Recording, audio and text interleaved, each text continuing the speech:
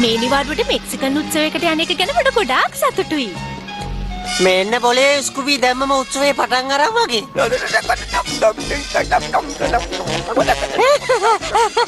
ඕකට තමයි කියන්නේ සංගීතේ බල්ලට යනවා කියලා.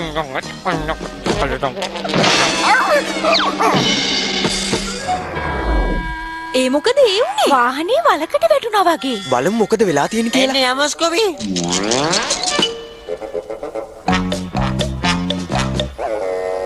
ඕ මේක නම් එසේ මෙසේ වලක් නෙමෙයි. මට හිතන විදියට අඩුම ගානේ අඩි 15ක්වත් දිග ඇති. මම මේ නිකමට ආන්නේ. පාරේ වලවල් වලට ඇඟිලි තියනවද? එහෙම තියෙන්නේ කොහොමද? මේ බලන්නකො අපි ඉන්නේ යෝධ අඩි සලකුණක් ඇතුලේ. මොනවා? නිකන් විකාර නොකිය ඉන්න ශැගි. මෙච්චර ලොකු අඩි සලකුණක් තියෙන සතෙක් අඩි 100ක්වත් උස වෙන්න ඕනේ. එහෙම සතෙක් ඉන්න විදියක් නෑ. ඔව් ඒක තමයි.